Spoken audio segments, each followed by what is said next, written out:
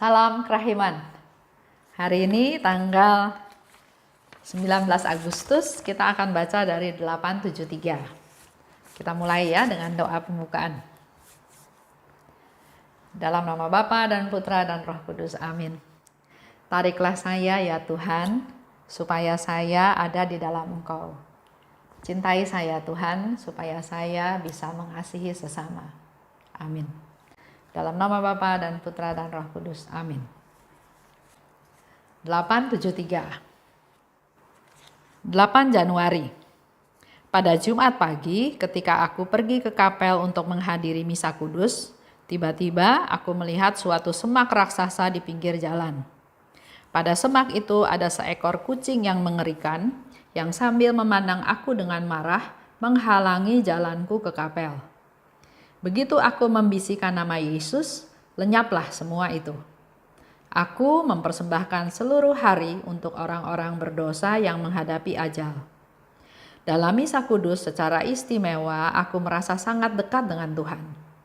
Sesudah komuni kudus, dengan penuh kepercayaan, aku melayangkan tatapan mataku kepada Tuhan dan berkata kepadanya, Yesus, aku sangat ingin mengatakan sesuatu kepadamu.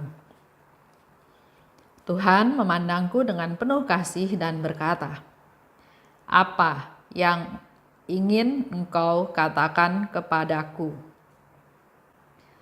Yesus, berkat kuasa kerahimanmu yang tak terselami, aku mohon kepadamu agar semua orang yang akan mati hari ini terlepas dari api neraka, juga kalau mereka memiliki dosa-dosa berat.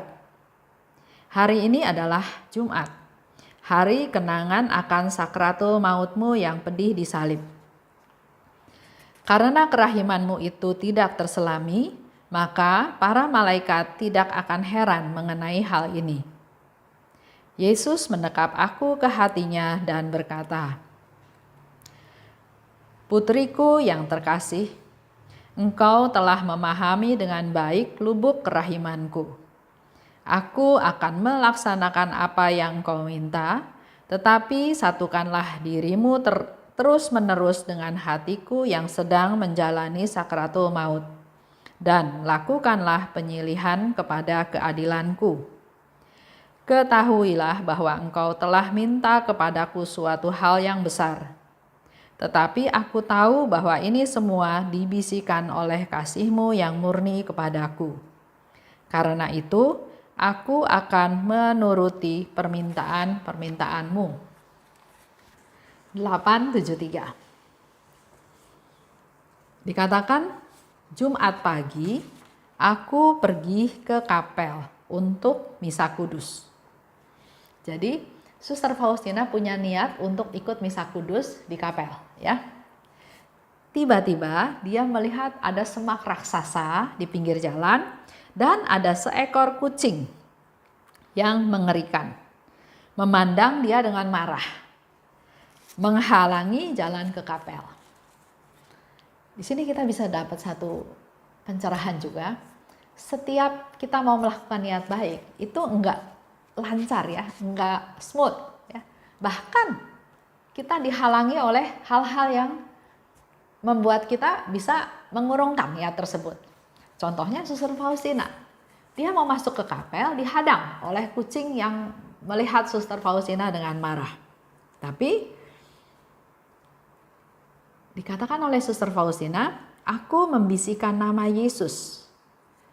Yesus, Yesus, dan lenyaplah semua itu.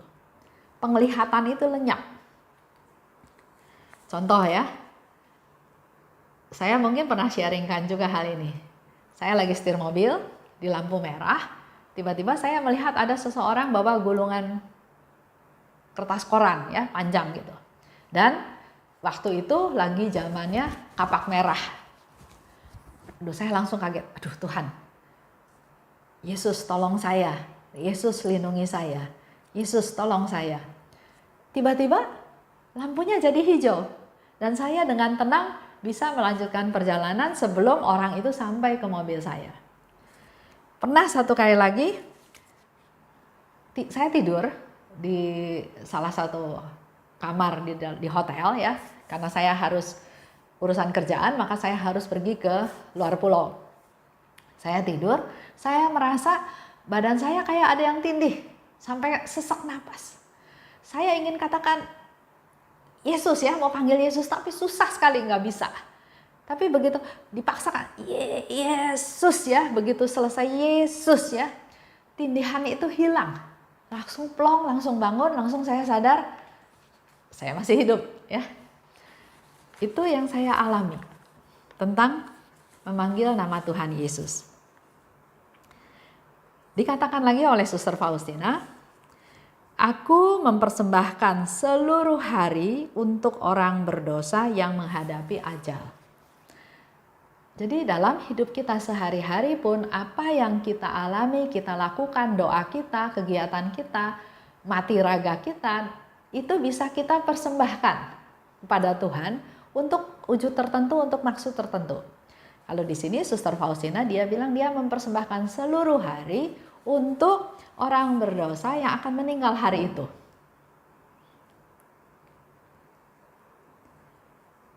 Yesus, aku sangat ingin mengatakan sesuatu kepadamu.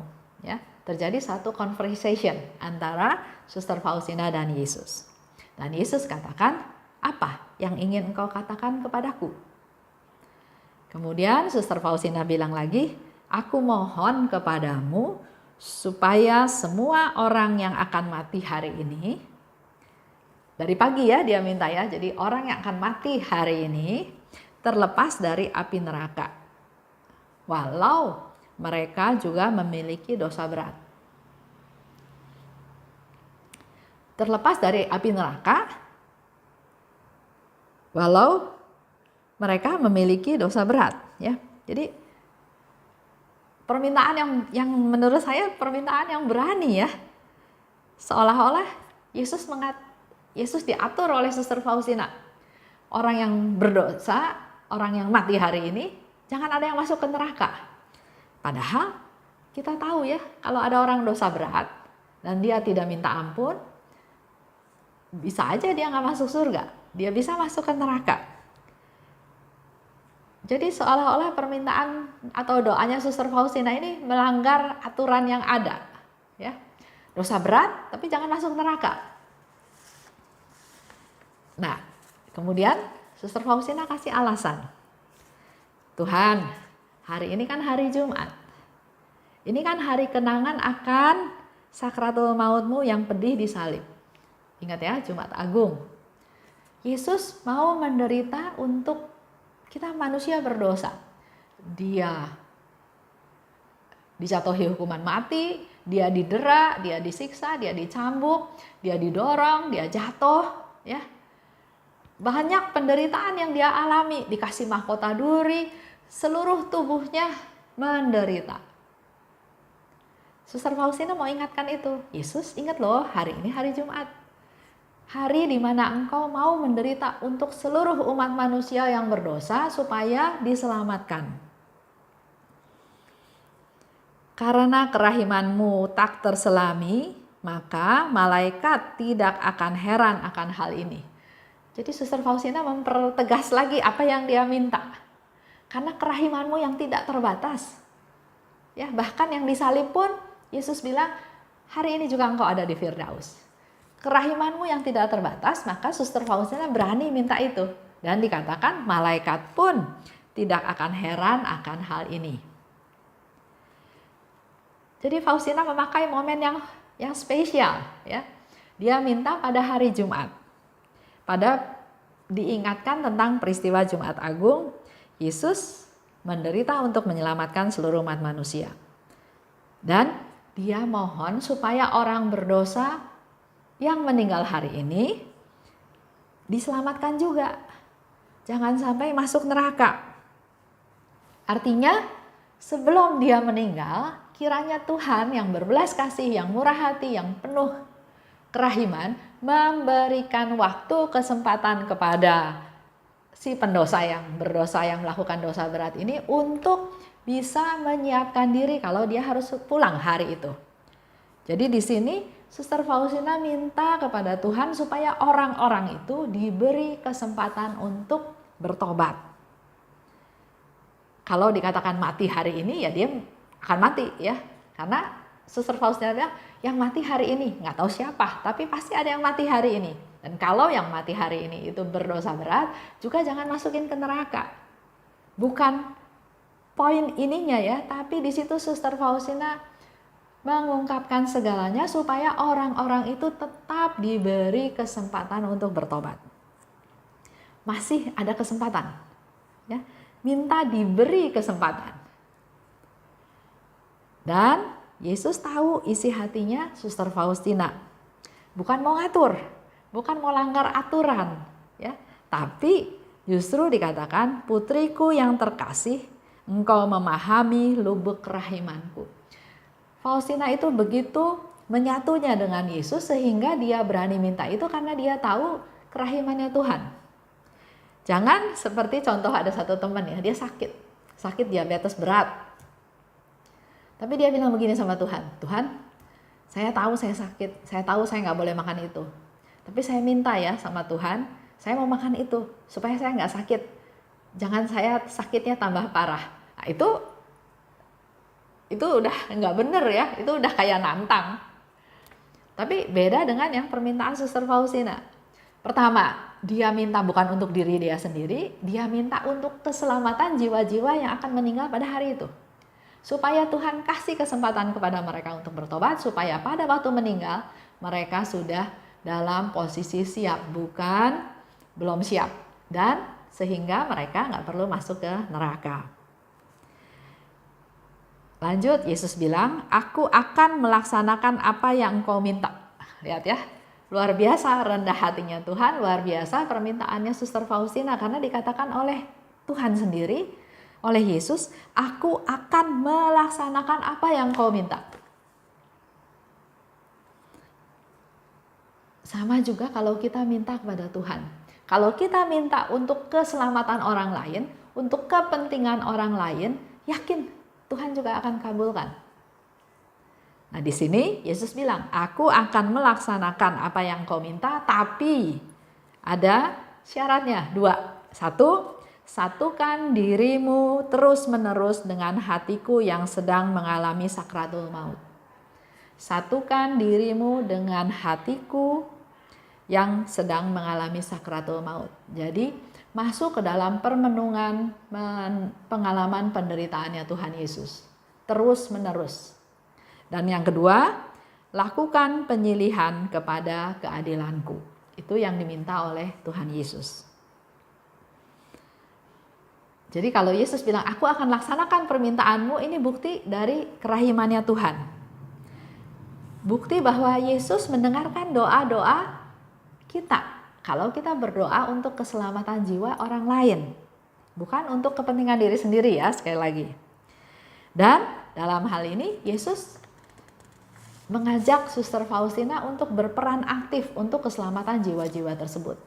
Begitu pula Yesus mengajak kita semua juga. Selain kita berdoa, kita juga harus bertindak. Dikatakan lebih lanjut oleh Tuhan Yesus, ketahuilah bahwa engkau telah minta kepadaku suatu hal yang besar. Ya, yang diminta itu sesuatu yang besar.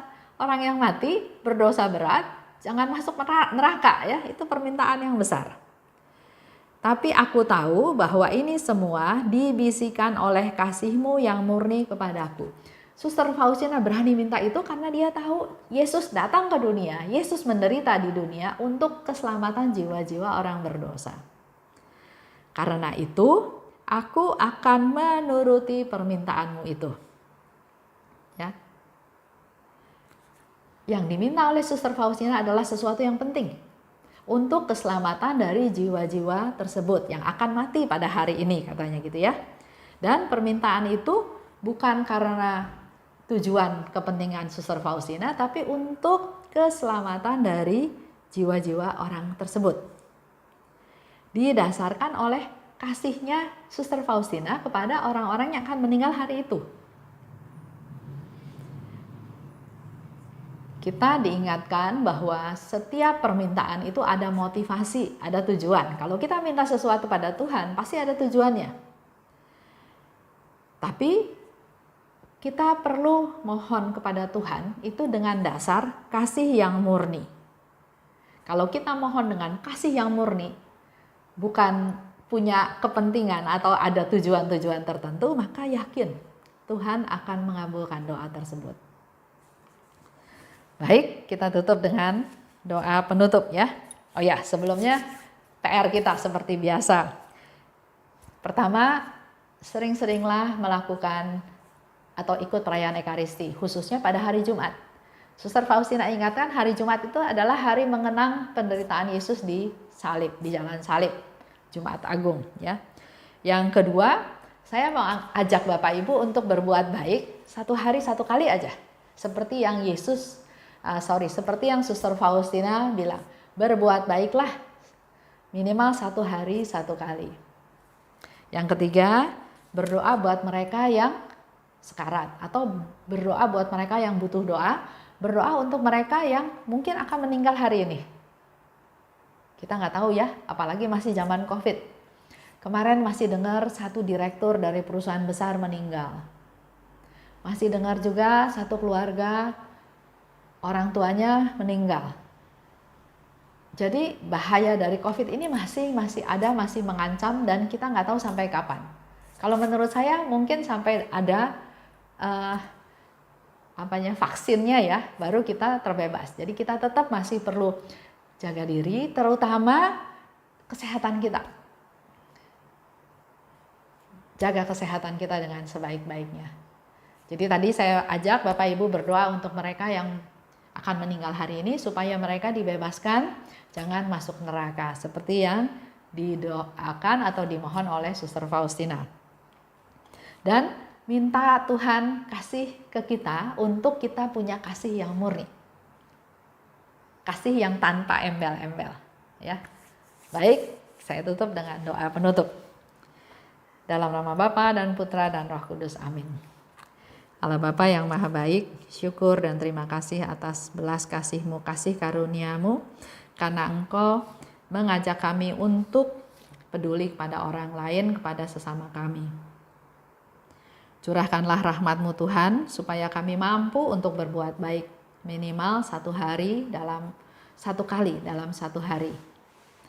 Dan kami juga mohon rahmat-Mu Tuhan, kami mau berdoa untuk mereka yang sekarat, untuk mereka yang meninggal hari ini, supaya Engkau memberikan kesempatan kepada mereka untuk masuk ke dalam pertobatan, sehingga mereka sungguh siap untuk pulang ke rumah-Mu. Dan juga limpahkanlah kami Tuhan, supaya kami punya kasih yang murni. Terima kasih Bapa, dalam nama Yesus kami berdoa dan bersyukur. Amin. Dalam nama Bapa dan Putra dan Roh Kudus. Amin. Salam kerahiman.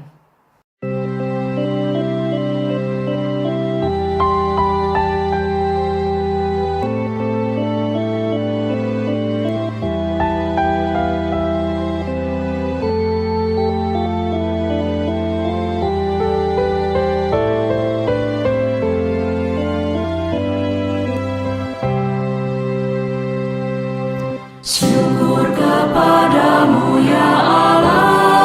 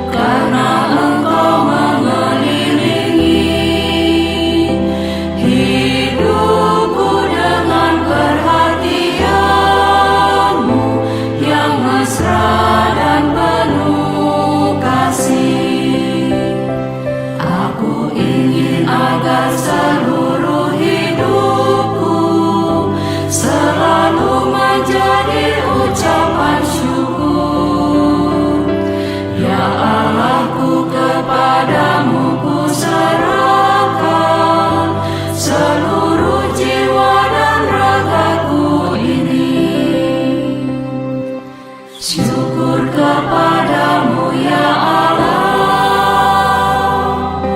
karena Engkau mengelilingi hidupku dengan perhatian.